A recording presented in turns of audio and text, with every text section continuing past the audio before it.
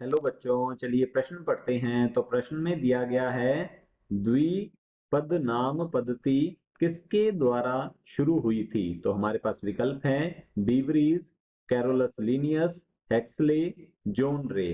तो इस प्रश्न की मुख्य अवधारणा के बारे में हम जान लेते हैं। तो यहाँ लिखेंगे मुख्य अवधारणा।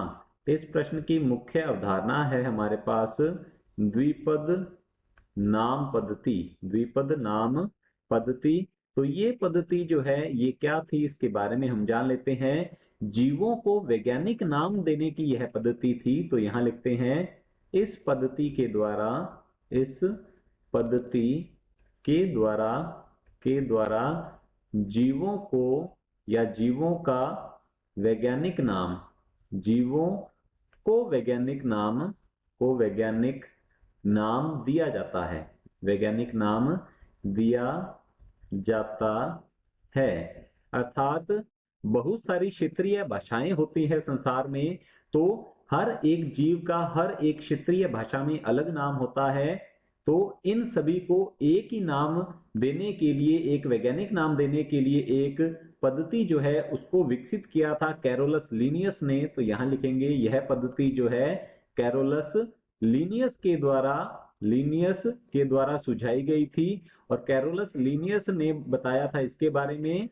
तो इस पद्धति के अनुसार जीवों को जो वैज्ञानिक नाम दिया जाता है, तो जैसे कि नाम से स्पष्ट है द्विपद नाम पद्धति, तो वैज्ञानिक नाम जो है इसके दो पद होते हैं। तो यहां लिखेंगे दो पद से मिलकर यह नाम बनता है, पहला पद और दूसरा पद। तो लिख लेते हैं हम यहाँ पर पहला पद तथा दूसरा दूसरा पद होता है।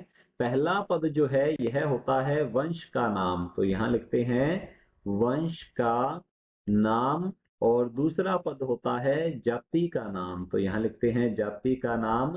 तो वंश और जाति के नाम मिलकर, दो पद मिलकर, ये दो नाम मिलकर जीव का वैज्ञानिक नाम का निर्माण करते हैं। और यह पद्धति जो है सुझाई गई थी कैरोलस लीनियस के द्वारा। तो चलिए देखते हैं प्रश्न को। प्रश्न में दिया गया है द्विपद नाम पद्धति किसके द्वारा शुरू हुई थी। तो इसे शुरू करने वाले थे कैरोलस लीनियस।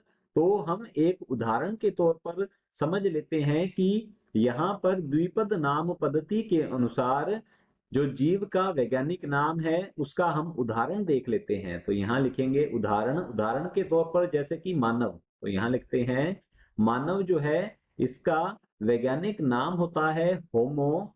तो होमो तो इसका हो जाता है वंश का नाम, और सेपियंस, तो यहाँ लिखते हैं सेपियंस इसकी हो जाती है जाति। तो इस प्रकार से यह वैज्ञानिक नाम होता है मानव का।